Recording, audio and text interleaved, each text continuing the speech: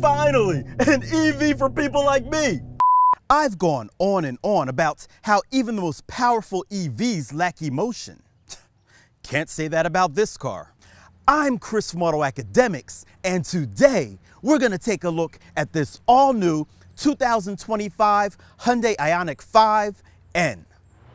So by now you know that Hyundai's N models come from their performance division, and up until recently, they were all ICE vehicles with burbly exhaust and plenty of attitude to match.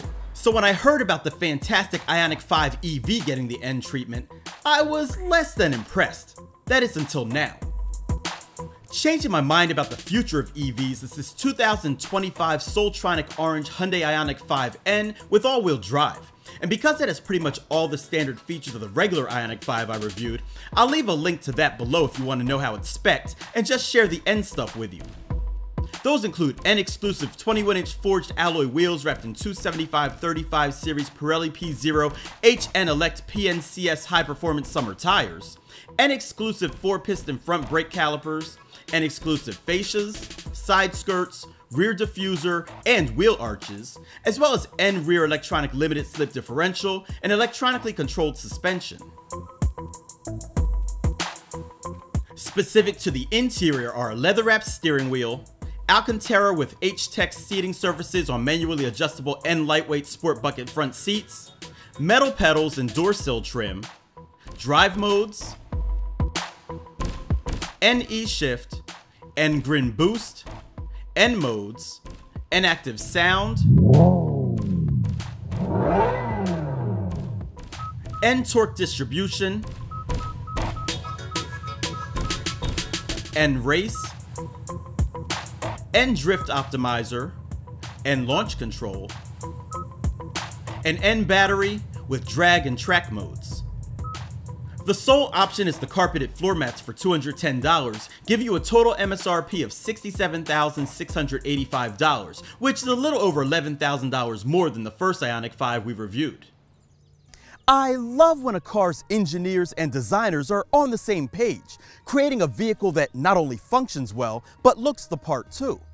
This IONIQ 5N is a nice example of that. None of the intakes or wings look out of place, and the fenders provide a muscular stance while allowing enough space for the larger wheels and tires to tuck underneath. And speaking of which, these wheels look lovely, and the performance brake setup is sweet too. As mentioned earlier, the wheels are 21-inch forged alloy and the front brakes are comprised of red 4-piston calipers that clamp down on 15.7-inch ventilated rotors. You have to agree with me. The proportions of this IONIQ 5N look fantastic, in a hot hatch sort of way. And if you don't agree, well, let us know why in the comments section below. Open the power rear hatch and you'll find that the cargo area is a cubic foot less than the standard car, with 27.1 cubic feet of space behind the 60/40 split folding rear seats. Fold those down and space is the same 59.3 cubic feet as before. There are tie-down hooks, a 12-volt outlet, as well as room for your charging cable, tire mobility kit, and a few other small items under the floor. Whereas the standard car has 0.85 cubic feet of storage up front, this N does not. But what you do get are dual N high-performance electric motors, 166 kilowatt front and 282 kilowatt rear, that make a combined 601 horsepower and 545 pound-feet of torque. Bump that up to 641 horsepower and 568 pound-feet of torque when N Grin Boost is enabled. An 84 kilowatt-hour battery supplies the power, and a single-speed reduction gear assists with the distribution to all four wheels. As with all Hyundais, this N has a 10-year 100,000-mile powertrain warranty, a 5-year 60,000-mile new vehicle warranty, and adds a 10-year 100,000-mile hybrid EV battery warranty. The IONIQ 5N retains the standard car's 10.9 kilowatt onboard charger and can charge from 10 to 100% via level 2 in 7 hours 20 minutes. Level 3 350 kilowatt commercial charging will get you from 10 to 80% in just 18 minutes.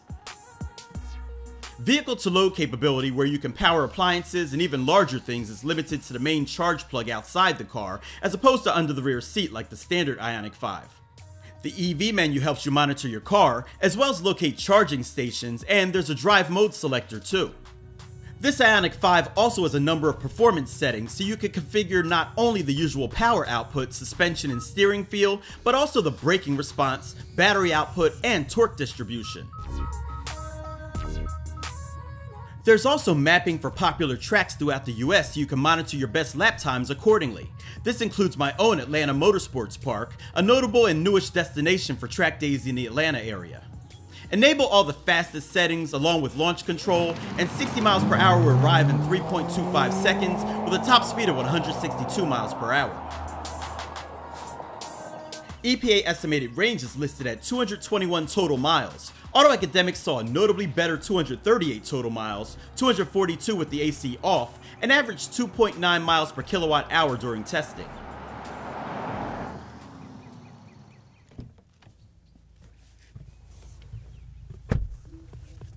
Now, the back seat is very similar to the standard IONIQ 5, but up front, you get more of the N design with an N-specific steering wheel, seats, and trim. Seat adjustability is fairly basic, but they're still very comfortable and supportive. Also, the center console is different. There's no pass-through, and the sides are padded for some additional support. Guess they don't want you or your things sliding around while you're carving your local canyons. Again, everything else is pretty much the same, so check out one of our other videos if you want to know more. But now that we've addressed all of that, it's time to take it out and see how it drives.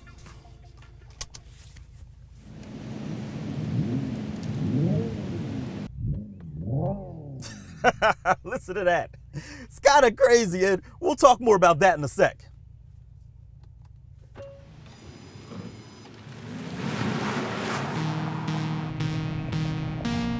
Let me start by saying this is a wonderful performance car, and I'm about to tell you why. For starters, the chassis is extremely solid, feeling as though it's built out of one solid piece as opposed to likely hundreds of little ones. And even though it's heavy, like almost 5,000 pounds worth of heavy, it still handles exceptionally well. As you'd expect, the suspension can get a bit choppy in the firmest settings, but somehow feels very comfortable in the softer ones. And it's still very capable on the softer settings too, so I'd probably never use the firmest setting unless I was on a track. The steering is very responsive and turn-in is sharp. But while this car isn't that big, the turning radius is pretty large, possibly due to the wider track width, wider wheels and tires, and all-wheel drive. And on the highway, the quick steering ratio can make the car feel a bit squirrely, especially in windy conditions. Now, power is enjoyably strong, pulling non-stop until you reach your 162 mile per hour top speed. Now, obviously, I haven't gone that fast, not even close, but I have to assume that's what it would feel like if I did. The brakes have a strong initial bite, and the pedal is firm with plenty of stopping power. And frankly, there are so many different ways to tune this car to your liking that it's no different than any other highly capable track car. For example, the ability to split torque front to rear is kind of crazy. You can go max torque to the front and feel the steering wheel pull away from your hands, or you can put it all to the rear and have some fantastic rear-wheel drive fun. You can also set it 50-50 or any variation in between for plenty of agility and acceleration out of the corners. I've got to say, up until this point, I've always felt EVs were sterile and would never amount to what a traditional high-performance sports car could be. And while all these features are great, the most noteworthy ones for me are the NE Shift and N-Active Sound Plus. These together allow the car to audibly and electronically mimic the revs and shift points of what I assume to be a 4-cylinder gas-powered sports car. No, the sound isn't perfect, but it does an admirable job of mimicking that sensation you get from an ICE vehicle. The revs rise and fall with each artificial shift, and the electric motors even cut power when those shifts take place. Listen, it'll even blip downshifts and blap each shift under hard acceleration. It works just like a traditional 8-speed automatic transmission, even holding gears and then cutting power if you bounce off the rev limiter.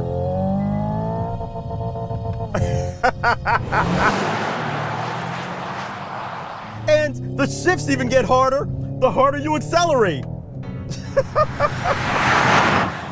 Also, it'll even bog down the engine if you're in too high of a gear.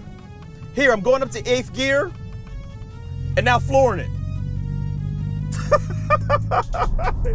It's all very convincing, so much so that even when it's in automatic mode, I want to upshift when I feel like it's holding gears too long. So, to wrap all this up, this IONIQ 5N does a fantastic job at addressing what's probably my biggest issue with EV performance vehicles. Well, that, and of course, infrastructure.